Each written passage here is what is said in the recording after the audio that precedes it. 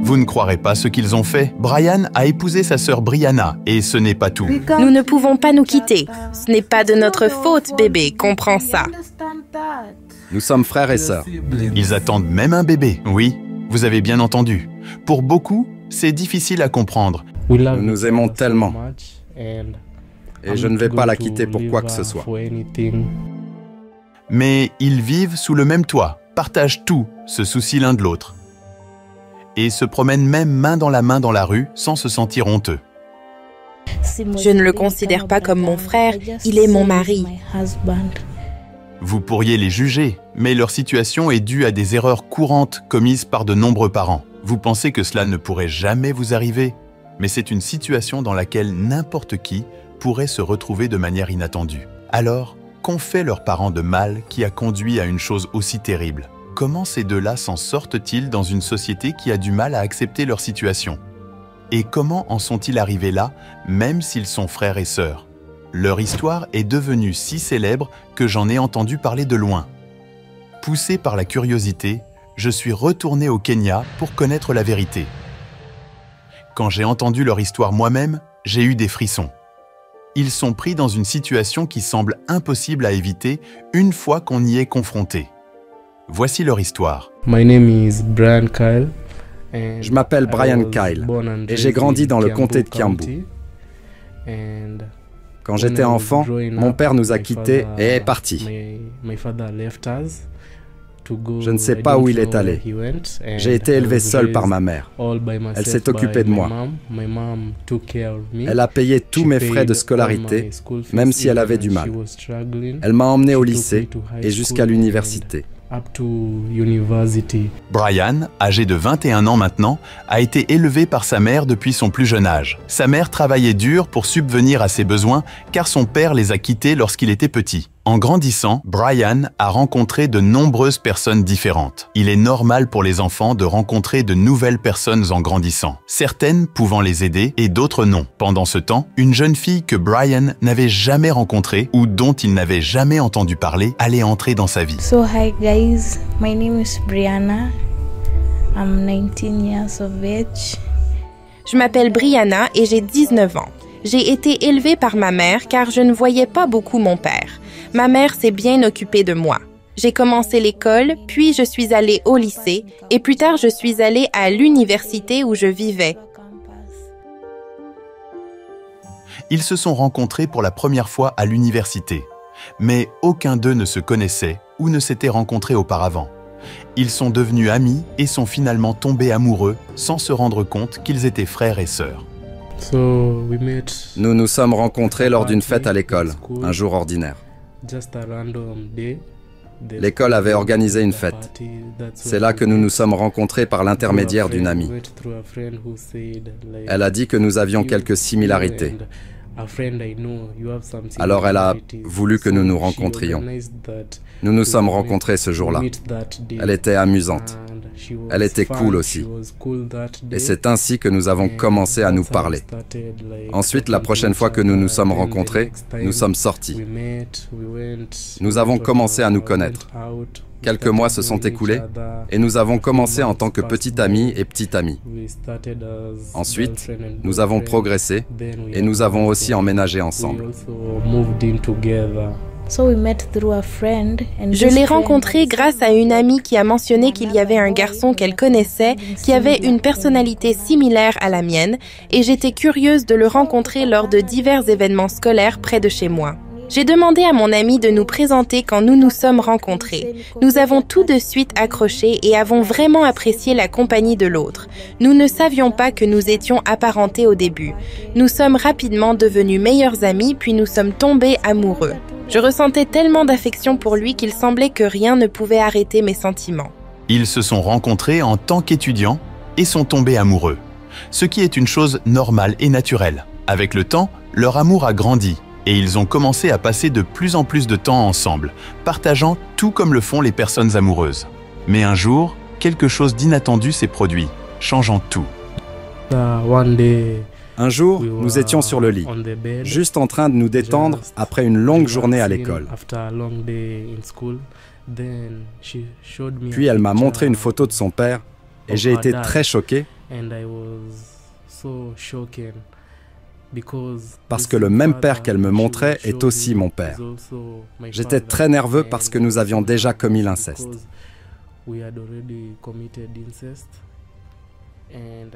Et j'étais tellement inquiet de ce que les gens allaient penser. Tous mes proches et ce que ma mère allait en penser. Siku moja tu nikiwa na scroll simu yangu akaona picha ya babangu. Kumbe babangu pia ni babake. En regardant des photos sur mon téléphone, je lui ai montré une photo de mon père. Il avait l'air effrayé, puis il m'a dit que l'homme sur la photo était aussi son père. Cela signifiait que nous avions le même père. C'était choquant et bouleversant, et je ne savais pas quoi faire. Imaginez que vous sortiez avec quelqu'un et que vous découvriez que c'est votre frère. Je l'aimais tellement que mes sentiments n'ont pas changé, d'autant plus qu'il était déjà mon mari et que j'étais enceinte de lui. Ma mère a été là pour moi toute ma vie, donc elle a été très compréhensive. Et elle a accepté de nous soutenir et même de nous parler. Même lorsque j'étais dans mon état dépressif, elle est venue me parler et m'a fait me sentir en sécurité. Ma petite amie était également là et elle m'a convaincu que si nous nous aimions, pourquoi ne pas continuer la relation? Le retour de sa mère vers lui était la bonne chose à faire, parce qu'en tant que mère, elle savait que son fils n'était pas responsable de ce qui s'était passé.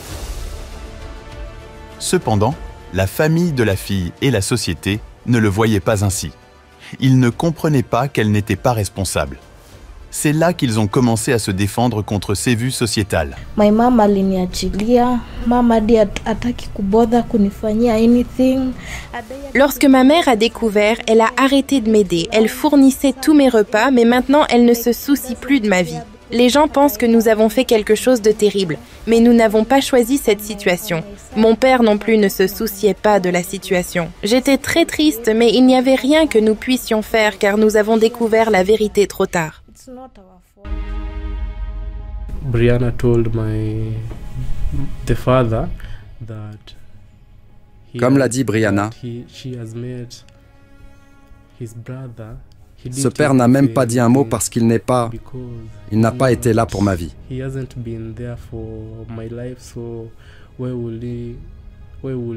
Pourquoi se soucierait-il de nous? Il n'est même pas revenu pour voir comment je me sentais, pour me donner des conseils. Même maintenant que je vais être papa. Et je suis vraiment effrayé, car je ne sais pas quoi faire. Être jeune parent n'est pas quelque chose de facile. Et je sais que nous nous en sortirons.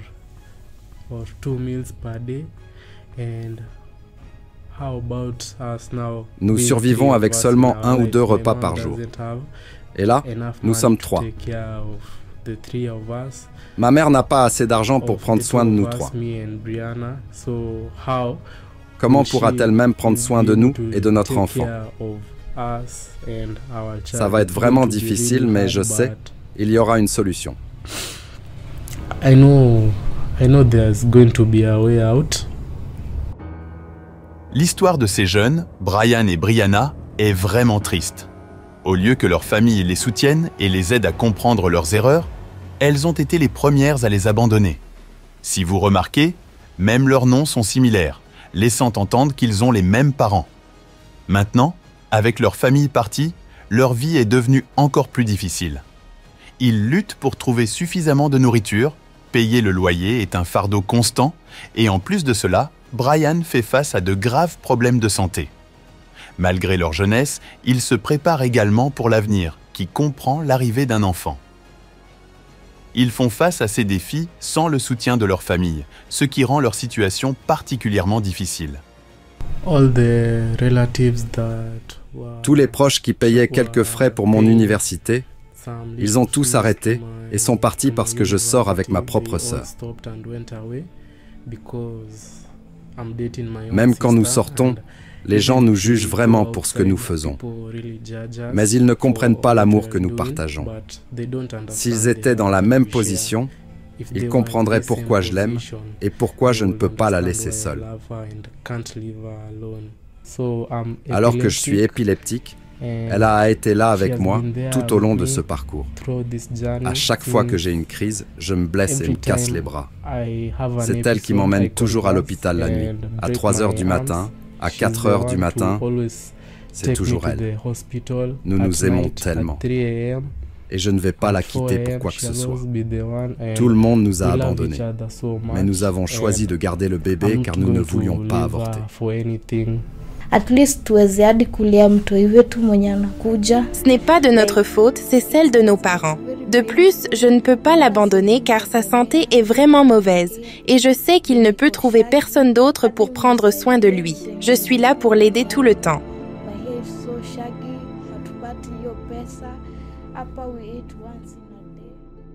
Après avoir été rejetés par leurs familles et d'autres, ils ont choisi de rester ensemble et de s'aimer. Maintenant, ils vivent ensemble et montrent ouvertement leur amour, se promenant dans les rues sans honte et partageant ce qu'ils ont de peu. Cependant, ils ont vraiment besoin du soutien de ceux qui comprennent leur lutte. Ils croient qu'il y a encore des gens qui les écouteront au lieu de les juger. J'appelle tous ceux qui veulent nous soutenir car je suis encore à l'université. Brianna aussi. Et notre dette est vraiment grande. Surtout la mienne, car ma mère est la seule à essayer de nous soutenir. Et elle ne peut pas payer pour l'université, payer notre loyer, payer mes factures d'hôpital car je suis épileptique. Pourtant, j'ai besoin d'aller à l'hôpital chaque mois pour des contrôles. Mais je ne peux pas le faire parce qu'elle n'a pas d'argent. Donc, j'apprécierais vraiment car en tant qu'homme, je dois vraiment commencer à réfléchir à comment je vais soutenir ma propre famille. Je ne peux pas le faire avec toute cette dette, la dette de frais de scolarité dont je ne pourrai pas me graduer et trouver un nouvel emploi. Donc, je vous appelle, vous qui regardez cette vidéo, à nous aider de toutes les manières possibles. Nous vivons maintenant avec beaucoup de dettes. Nous sommes des étudiants et ne pouvons pas travailler à cause de nos études. Mon mari a également besoin de beaucoup d'argent pour des traitements médicaux et pour résoudre nos autres problèmes. Nous n'avons pas payé notre loyer depuis 2 mois et nous devons de l'argent à l'endroit où nous achetons de la nourriture. Tout le monde nous a abandonnés et nous n'avons pas choisi cette situation. La plupart des gens souhaitent que notre bébé n'existe pas, mais nous pensons que nous abandonner l'un l'autre serait une erreur encore plus grave. Si vous êtes prêt à les aider, vous pouvez faire un don de tout ce que vous pouvez via Giving Life en cliquant sur le lien dans la description de cette vidéo et dans le commentaire épinglé. Cette histoire nous enseigne une leçon importante, surtout pour les parents. Chaque erreur que nous commettons peut facilement affecter nos enfants d'une manière que nous n'attendons pas. Nous devrions valoriser et être contents avec une seule famille. Pour les enfants, même si c'est difficile, il vaut mieux être prudent et vraiment apprendre à connaître votre partenaire avant de tomber trop profondément amoureux. Merci d'avoir regardé, c'est Afrimax Français. N'oubliez pas de vous abonner.